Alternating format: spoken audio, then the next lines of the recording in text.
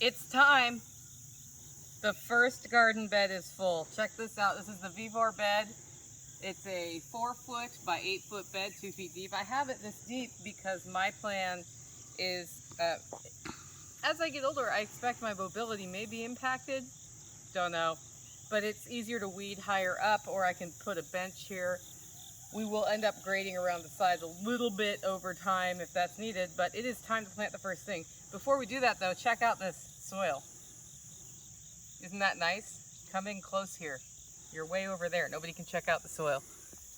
Look how nice that is. This is compost that was made sort of Jack Spirko, what is it, the biodigester, bioreactor style, last year.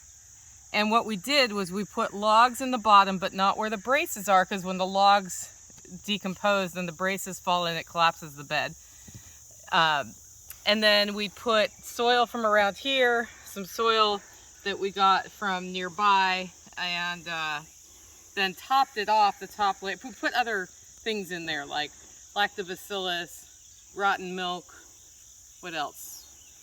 Sorghum, coffee grounds, eggshells, molasses, coffee grounds, leaf material, like all sorts of stuff.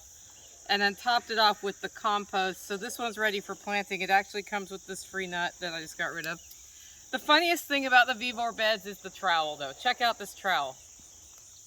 Is that the big one or the little one? That's the big one. So this bed ships with your own trowels that are the highest quality, right? No, they're actually like kid size. So we're gonna plant our first plant in this bed, right?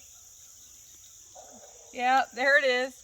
The only reason this works is this is compost. And what we have here is a sage plant that was taken from the aquaponics system. Sage plants hold a place in my heart because they always remind me of my dog Sage, who was the first dog I ever had who, I don't know, made me relate to dogs really well.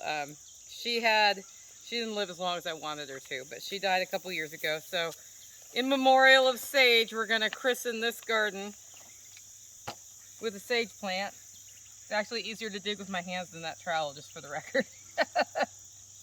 So what I've done with the other trowels is donated them to Goodwill for kids to play with. But there we go.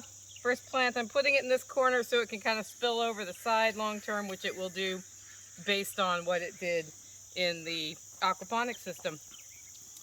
That's step one of getting my garden into zone one. Make it a great week.